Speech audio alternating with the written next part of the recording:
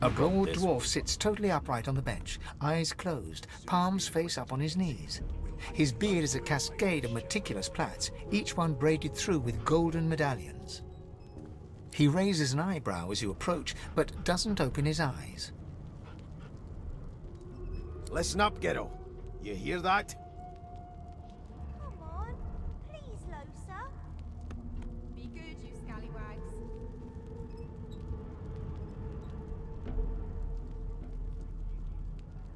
Never thought you'd The end up in ship, prison. of course. A wave of sound washes over you. The unintelligible chatter of your shipmates, the groaning of wood from floor to ceiling, the boom, crash and crackle of waves around you, complaints from the sea itself. You've got this one And? on leash now. Sick as a leper's cat. From the state of it, I'd say she's being cared for by a bunch of beardless babes who never loved anyone but their own mums. But there's more. Listen close. There now, just like that.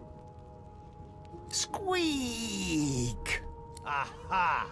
His eyes snap open as his countenance breaks into an expression of joy. One great paw claps you on the back. The other catches you before you lose your footing. There, you heard it, didn't you? I knew it. I knew it. Aye, this is good news, kiddo. Good news. It's the wheel. The wheel. Don't you see, you beautiful idiot? Squeaks whenever the helmsman jerks it clockwise, which means we're heading east. Burn my beard. That means if we've been traveling for, yes, only 10.34 nautical miles to Fort Joy. Ah, so you've eyes as well as ears, eh? You'll go far, mate, even here. Come on, please, Losa. Be good, you Yeah, scallywags. no indeed, Gero. But that ain't my final destination. The dwarf leans back from the table and strokes his beard, gold medallions jingling merrily. His eyes roll over to you. Turnips and what? That'll be all, thank ye kindly, Gero. Unacceptable. I've never dined on anything less than a dozen courses, and I don't intend to do away with the custom. Well, there has been a murder, Your Majesty. Maybe perhaps the Magister's more concerned than your appetite. Don't you get saucy with me when you clearly don't know the first thing about sauce. Keep those dogs one of them. And if she tries to run, shoot her You kid. put a knuckle in it. I'm trying to concentrate. What on earth is the matter? They don't care about us. We're like cattle to them. I strongly suspect I'll give you that knuckle if you keep carrying on. One of us will Well, kill her well. own. What have we here? A fresh face in this stale hell. Let's size you up, shall we? See if you'll do. The lizard looks you up and down, like a farmer would a fetching horse. All of a sudden, he grips you firmly by the chin, with the intent of inspecting your teeth. There's some discoloration, as well as a rather disconcerting lack of tongue and gums, but I've seen worse. After all, one can't expect to find prime merchandise on a squalid little ship like this. Now then, to business. You will answer me 3 questions. The first one is this. Can you cook? Hold my head steady. And of course, a cook who can't taste is about as useful as a dog in a chess game. On to the second question. Can you knit, weave? In short, tailor?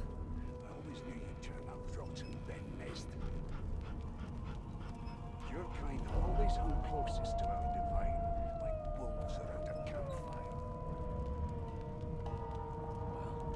You've got this wolf on a leash now.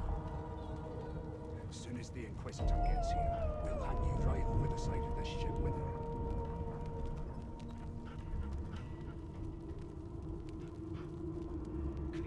It was one of them. I know it. You put a knuckle in it. I'm trying to concentrate. They don't care about us. We're like cattle to them.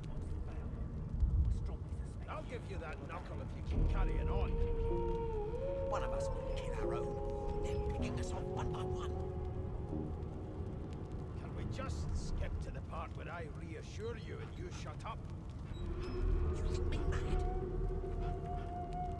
Mad? Insufferable, surely. What are you trying to hear anyway? I'll tell you if you can keep it quiet long enough for me to listen.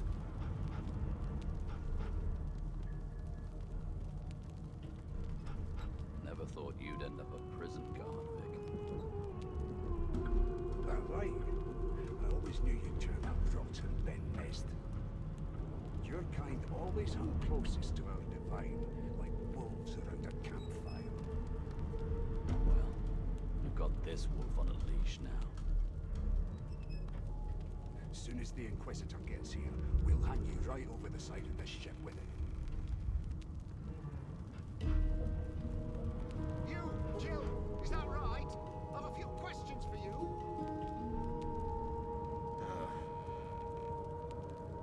You are Jill, aren't you? I ain't saying nothing. Bloody dwarves. I'll come back to you, but you better be ready to talk here.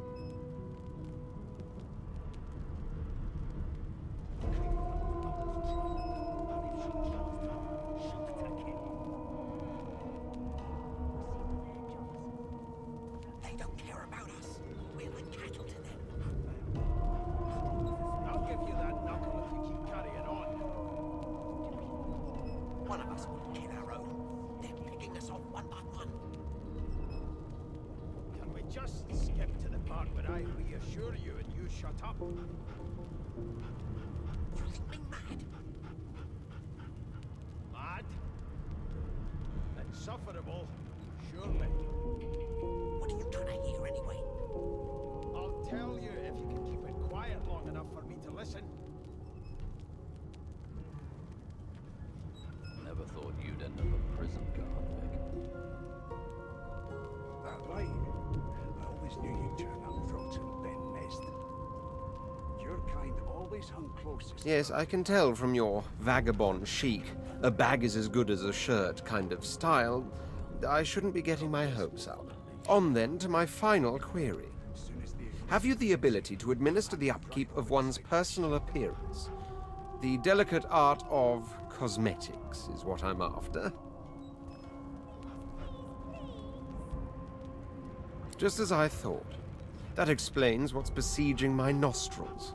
So, 3 questions asked, 3 questions answered. As per your own testimony, you have the taste buds of a dung beetle, the fashion sense of a monkey in a clown suit, and your personal hygiene reminds one of a carcass rotting in the sun. That won't do at all, see? I'm sad to say I must deny you the opportunity to be my slave. Ever so sorry. I know, but you just don't have what it takes. A good slave's made of sterner stuff, I'm afraid. Still, hone your skills, and one day you may just qualify for a position in a lesser house.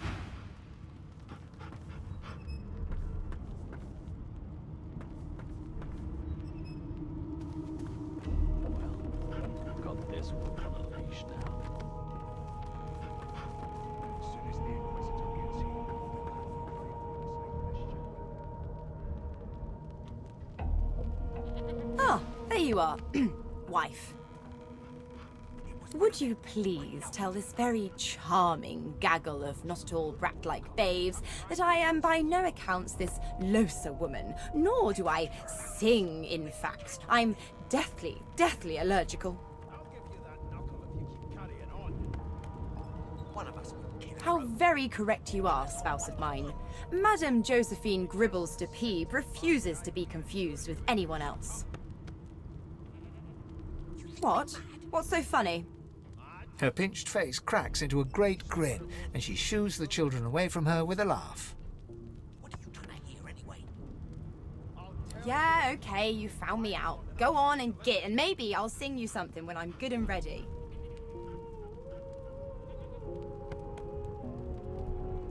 She turns to you, dark-eyed and dirty-haired, and smiles flatly. Gotta keep ourselves entertained, haven't we? You presume right. Nope, trying not to find anything out either. Ignorance is bliss. The utterer, the better. Thanks, but I already belong to an elite and exclusive ship gang. We play ball every day after lunch. You're too soft for it. You take care, though. Suddenly, her eyes cloud to an unnatural black. Greyish veins run down her face, and her mouth tightens into a cruel sneer. As quickly as they came, the clouds clear. She smiles as though no change came over her. Good luck, Chief.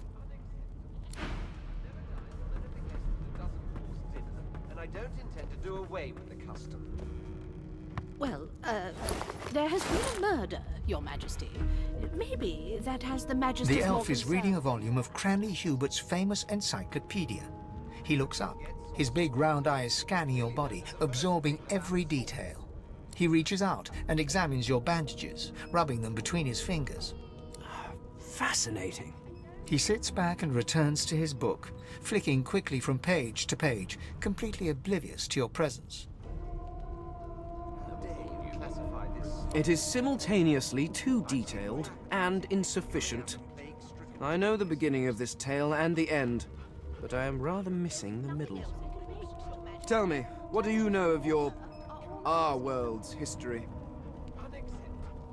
I've never dined on anything less than a dozen course dinner, and I don't intend to do away with the custom. Oh, please. I have no interest in that. Your books are too full of it already. No, I want to know about the Celestial. I want to know about your gods. This text tells me that they created all creatures, but nothing of what came before. Where did these gods come from? Who are their people? Where are the others of their kind?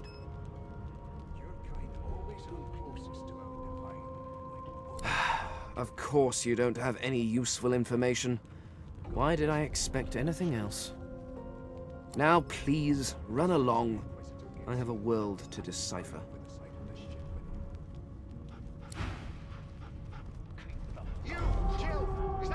Here's the register, ma'am. Good, good. Magister Williams has just about done with the last passenger. You faring okay so far?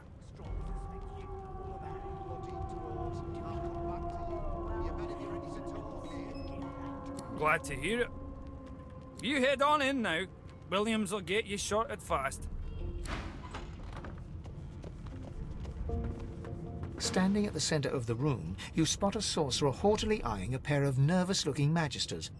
They keep their crossbow trained upon her as she's being interrogated by an officer. So you admit it then? You murdered that poor fella? Yes, I did. But of course, that was only the beginning. She turns her head and looks you straight in the eye. There are others whose lives must end. Good God, the woman's mad. You there, sorcerer. Go and fetch Magister Siwan. We need to do more than collar this maniac. We need to shackle her, hands and feet. It means your journey draws to a close. Do stick around for its finale, though, because... She reaches for her collar and simply removes it. I'm just about to create a scene. Subdue her, men, quickly! If she casts source, the Voidwoken will come. They'll end us all. She smiles with wicked satisfaction. Precisely.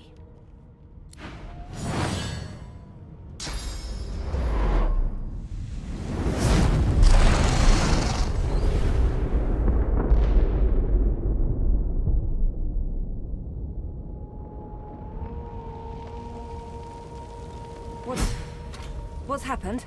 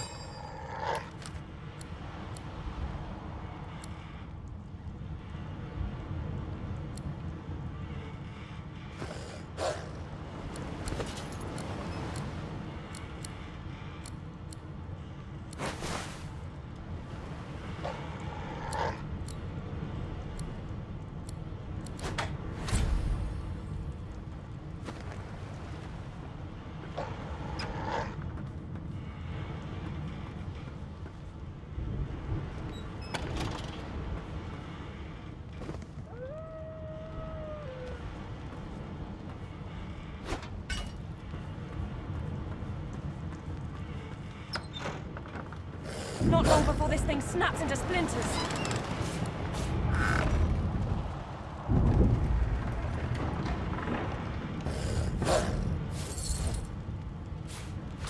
Damn!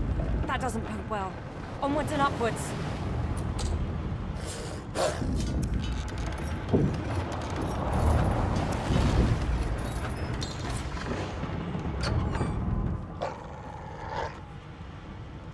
Thank the gods.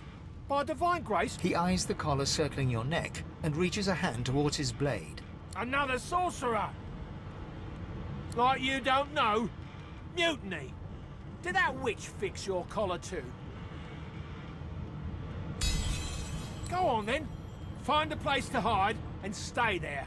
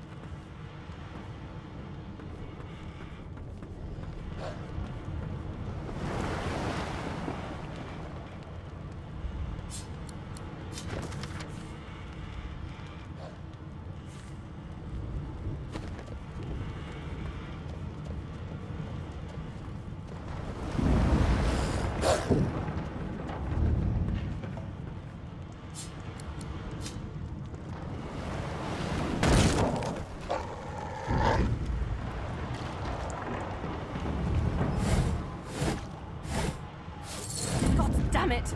Need to get off this wreck, and quick!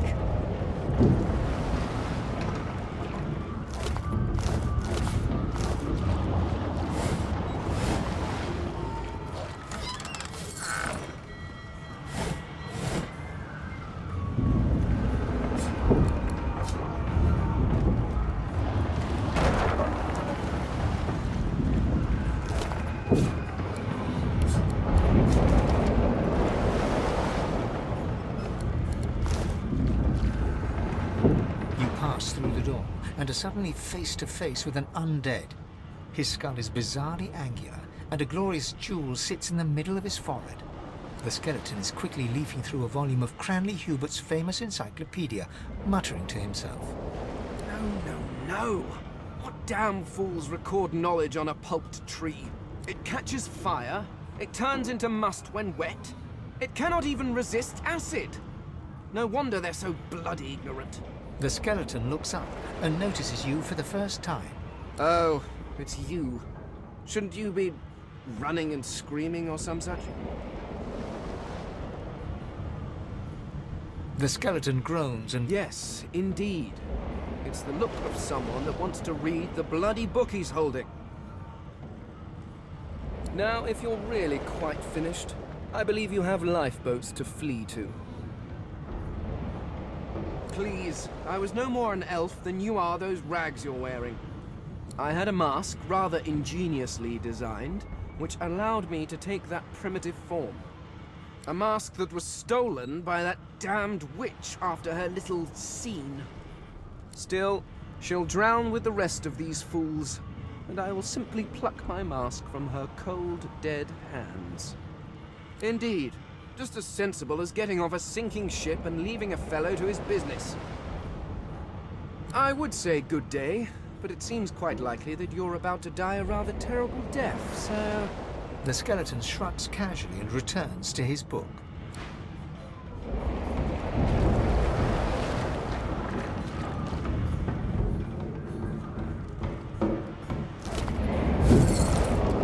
What in blazes? Something's pounding on the hull! The marking on the door. You press your palm against the door to open it. It doesn't budge. The door groans open, but an ashen shadow clouds your mind.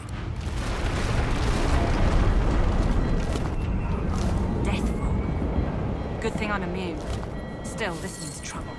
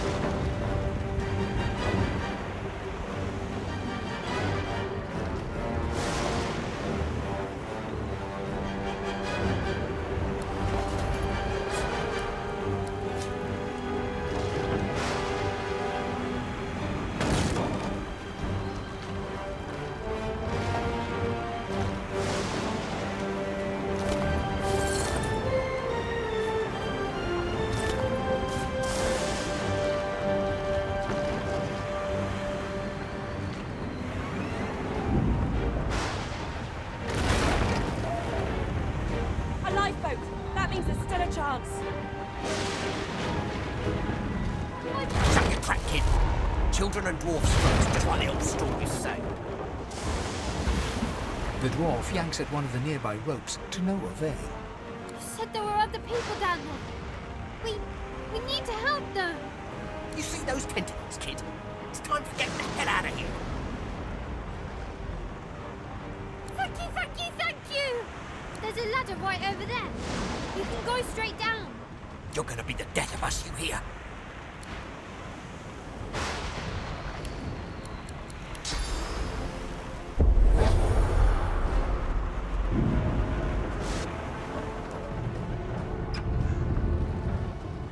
If you can walk, get yourself up the ladder. There's a boat. Wait! Void Woken!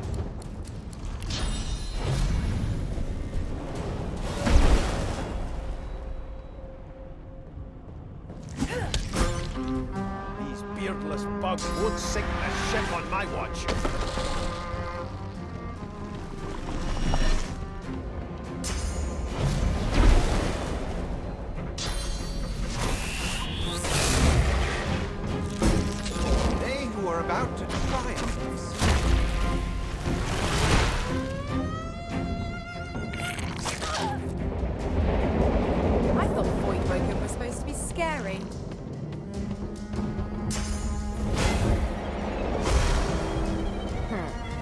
Let the games begin.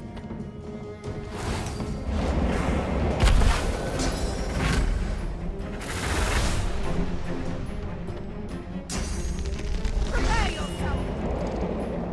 I've faced worse.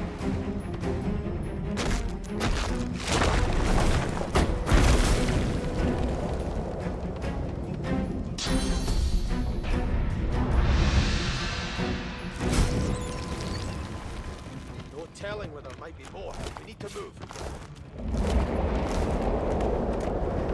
Let's head above decks for some air. Away!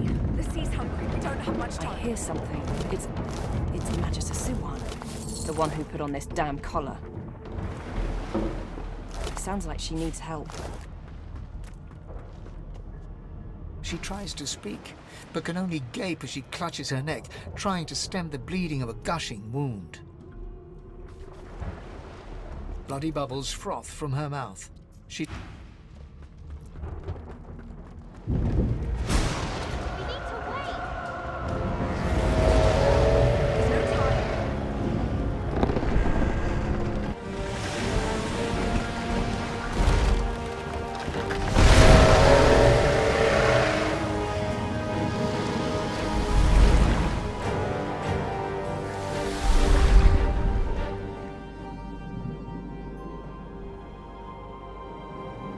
I have plans for you, child.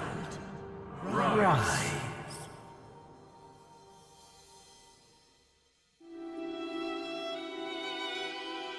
Honorable Dallas, we lost a ship sailing sorcerer prisoners to Fort Joy. We assume some escaped and broke their collars. Their vile magic lured the Voidwoken. All who were aboard are presumed dead. Yours faithfully into eternity, High Judge Oriven.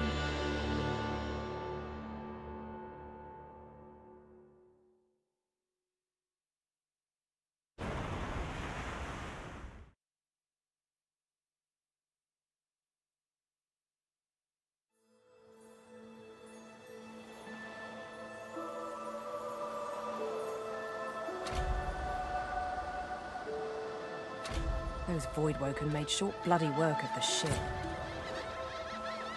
Am I the lone survivor? It seems someone, something, wanted me alive.